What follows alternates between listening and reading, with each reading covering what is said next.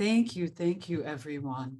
My beloveds, I know that at the beginning of the month, at Unity headquarters in Kansas City and in our own individual Unity churches, we all participated in the burning bowl ceremony, releasing that which no longer serves us and embracing the new. And as I contemplated our service and I began to meditate and ask Spirit for guidance regarding this talk, I was guided to talk about letting go even more, getting into and focusing on letting go of negative thoughts and patterns, letting go of the past. It's easy to write down what we have to let go and to burn it or to cut it into pieces and bury it. That's the physical action. But the deep spiritual work of letting go must become a practice. Because if we look back and we stay stuck in the past, we can turn into a pillar of salt and preserve the past instead of releasing it. So today I'm going to discuss with each and every one of you the metaphysical meaning of the story of Sodom and Gomorrah and Lot's wife turning into a pillar of salt. As many of us who were raised in the Judeo-Christian tradition know, this is a very, very controversial story. For many who read it on the surface level, it has been a story that has strong admonishments against homosexuality and sexuality and carnal desire. And yet, we as metaphysicians, New Thought Truth students, and those who are on the path to awakening know that there is more to the sacred texts of all religions and to the Bible. It must be read from an esoteric, spiritual, allegorical point of view. So, don't look back, my beloveds. I've had this issue reflecting in my life, looking at the clutter in my house, looking at some of the thought patterns that I'm still stuck in, conversations with my mother, who is still holding on to past relationships and hurts that people have even passed on, people who are no longer here. And yet we hold on to these patterns. We hold on to these relationships. We hold on to these person, places, and things. So I have become extremely fascinated by the Bible and all of the messages that Spirit has given us in the first book of Genesis. So my thought was also, we as New Thought Truth students need to get back to basics. And the first book of the Bible, Genesis, gives us many, many golden nuggets of truth on how to live this experience, this human experience, human incarnation that we are having as spiritual beings. So I will read a little bit from Genesis 19, chapter 19, verses 15 through 17. Let go and grow. Don't look back, or you'll be turned into a pillar of salt. When the morning dawned, the angels urged Lot, saying, "Arise, take your wife and your 2 daughters who are here, lest you be consumed in the punishment of the city." But he lingered. So the angels seized him and his wife and his 2 daughters by the hand And the Lord, being merciful to him, brought him forth and set him outside the city. And when they had brought them forth, they said, "Flee for your life. Do not look back or stop anywhere in the valley. Flee to the hills, lest you be consumed." But Lot's wife behind him looked back, and she became a pillar of salt. And so it is. Amen. So, my beloveds, this story as a child, as a teen, growing up in Catholic school, was such a mystery. It seemed very negative, extremely scary. God seemed very scary, that God would destroy human beings for making mistakes or quote unquote not following the rules. Was very, very frightening until I became a truth student and began to learn that there were deep spiritual principles hidden secretly in the wonderful myths of the Bible. That these were sacred tales that could lead us to liberation if we would choose to look deeper and to study. And so, don't look back. Let go and let God. So we are told in this story that there were these cities called, 2 cities, and in fact, 5 cities were destroyed. They were called Sodom and Gomorrah. These cities had become very wealthy. Lot was actually a relative of Abraham. And Abraham had become so prosperous that he shared his wealth with Lot. And he remained in Canaan, and Lot took his family, wife and daughters, to Sodom. Sodom was an industrial city of the time, advanced in technology, a cultural hub, a place where many different religious paths were followed, many different sacred cults or pagan cults were worshipped, as well as Judaism, a place where Jews were actually welcomed. But as it became more prosperous, the people had more time and money and freedom on their hands. And many times, as human beings, we become seduced by pleasure. So Sodom and Gomorrah metaphysically mean the seduction of the flesh, the seductions of life, our gadgets, our things, our sensuality.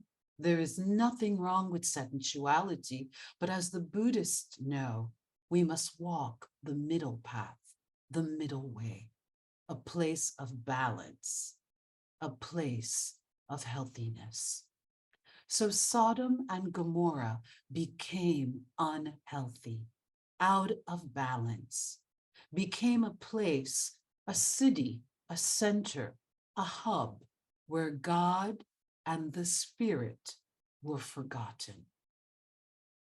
So God sent Lot and his family as a holy spiritual presence to that city, in the hopes the I Am presence sent our soul, our spirit, our intuition into the place where people had become addicted to the senses, in the hopes that that soul, our divine spirit, would awaken the consciousness of Sodom and Gomorrah. But the people weren't interested. And at some point, the behaviors of those in the city became so addictive that they had forgotten God completely. Sometimes in our own lives, I've seen it with my addiction to sugar. I can forget the health of the body. I can forget that I don't need sugar to add sweetness to my life. But that if I attuned to God with my spiritual practices, my life will become sweeter and sweeter and sweeter from a place of holistic groundedness in God. So even ourselves, we can fall asleep and just become inundated with thinking that we are simply the body, when we are spiritual beings having a human experience. So God sent two angels to remove Lot and his family out of the city. That means that Lot's family was under the divine protection of God, that they were given the grace of God. Many, many times in our lives, we are under divine protection. We have access to positive teachings, spiritual ways of being healthy in mind, body, and spirit. We are not left alone in the desert to wander, but God's grace is there present for us. God has given us an arrow. Go this way.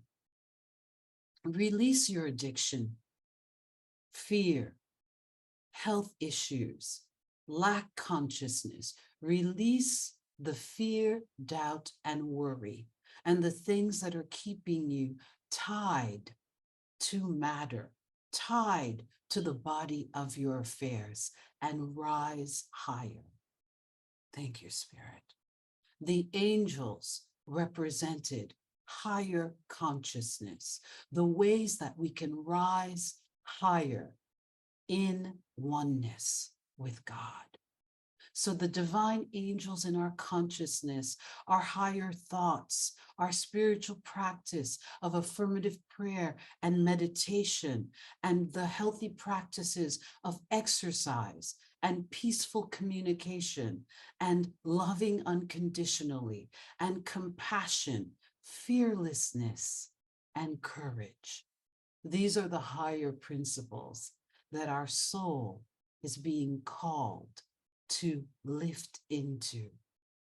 So the angels came and took them by the hand, and yet Lot's wife, the divine feminine, turned back and was turned into a pillar of salt. So this story, this divine tale, can seem rather confusing, and yet there are some real spiritual principles of truth.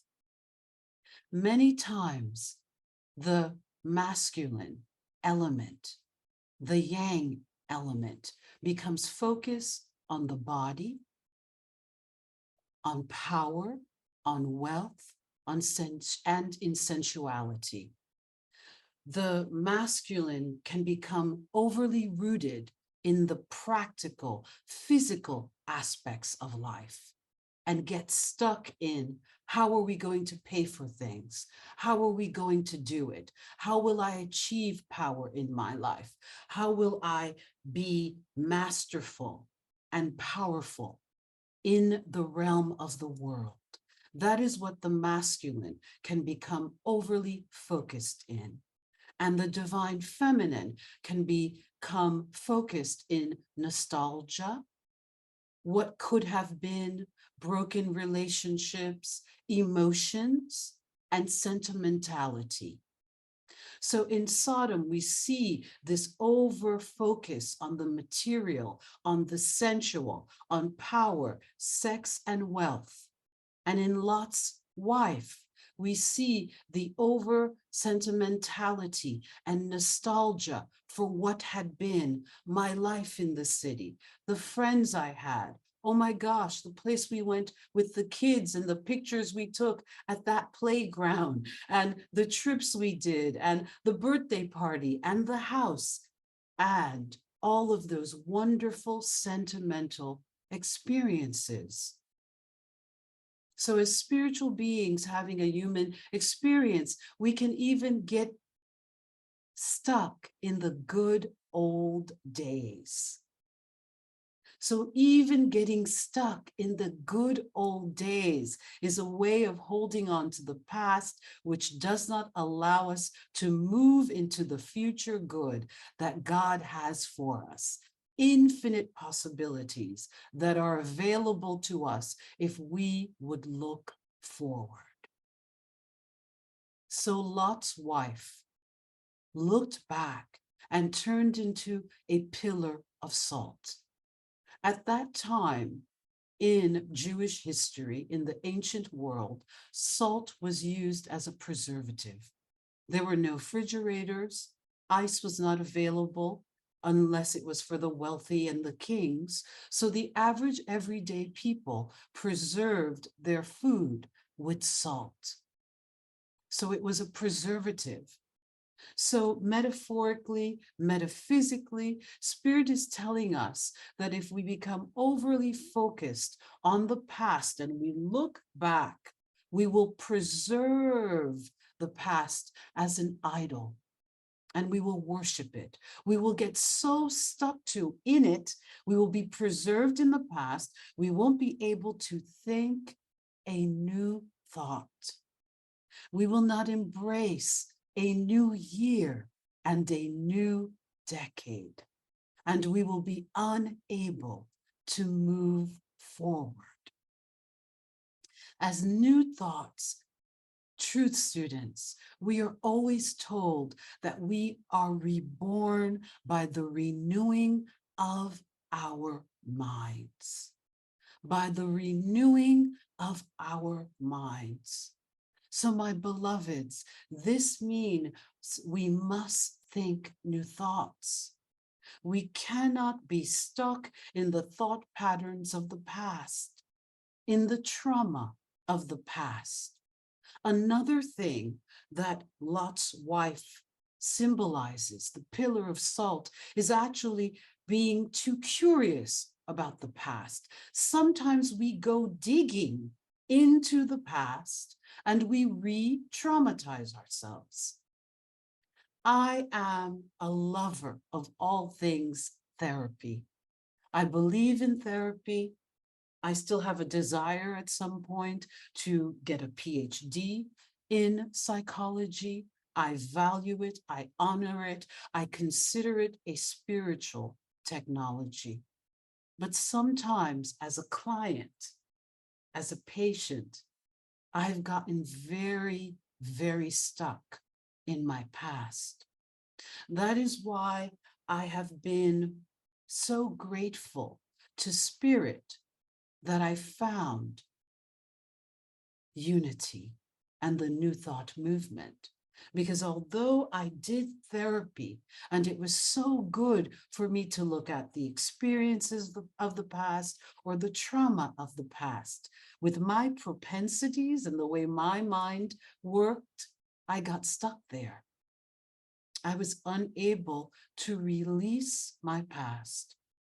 And it was with and through coming to this community every Sunday for years that I began to learn that I could think a new thought and not be overly identified with the traumas or experiences of my past.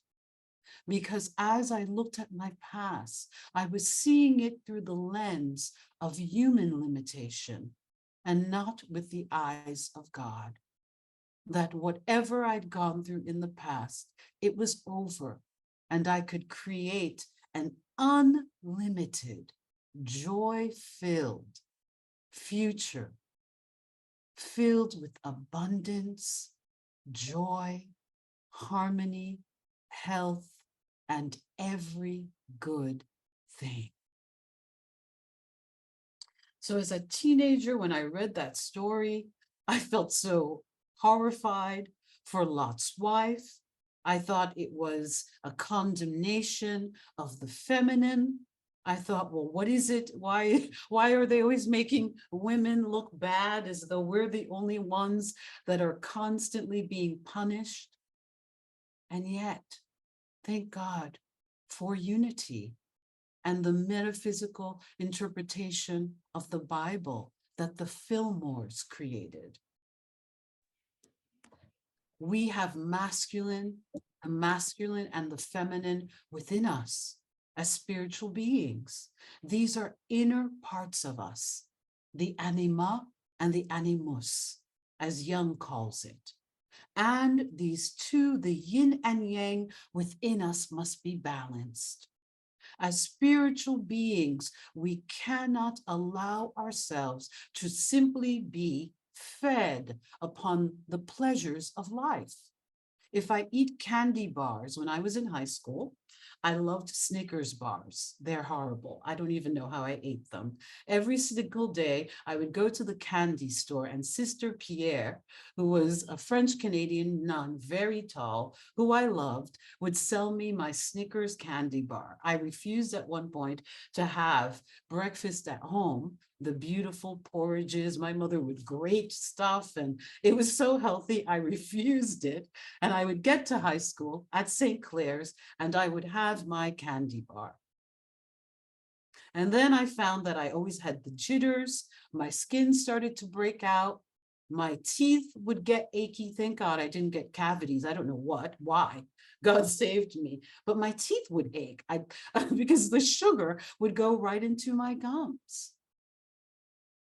So even indulging in the pleasure of a candy bar every single day for at least 2 years was beginning to have detrimental effects on my mind, my body, and just my overall well-being.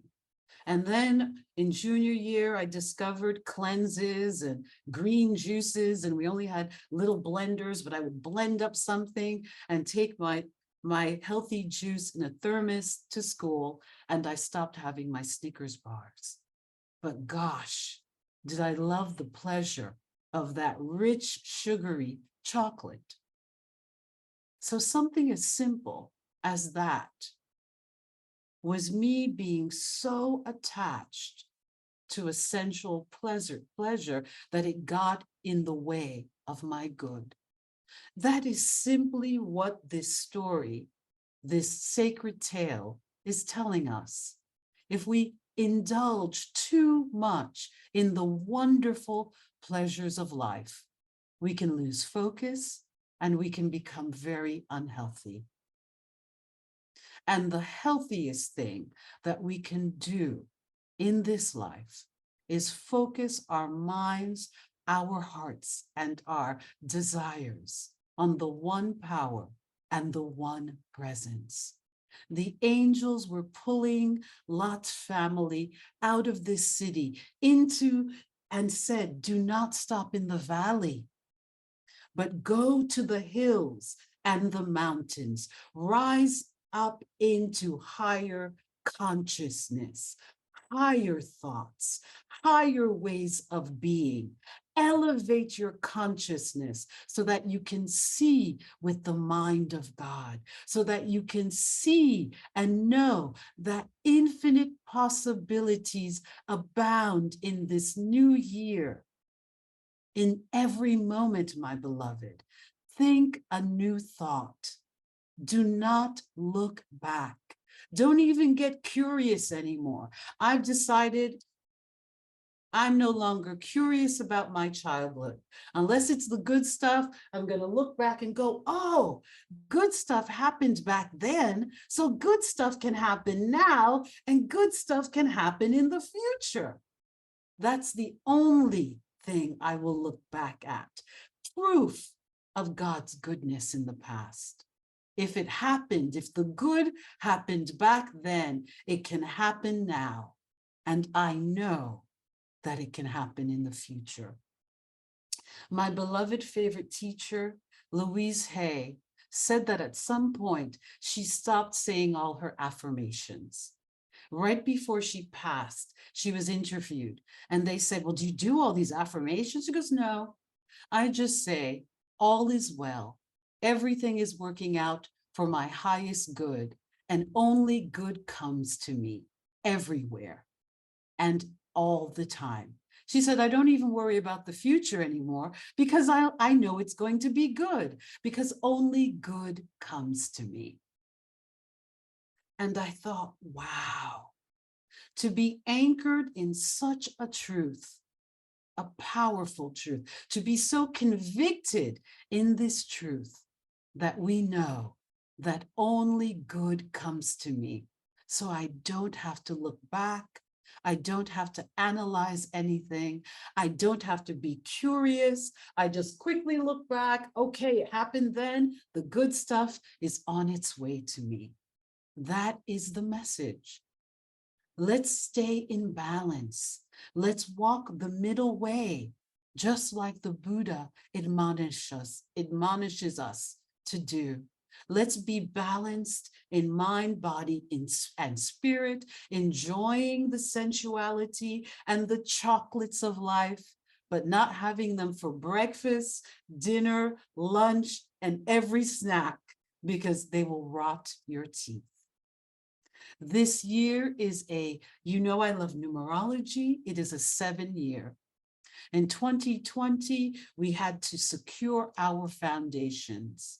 We were stuck at home because Spirit wanted us to know and to choose, where is your home?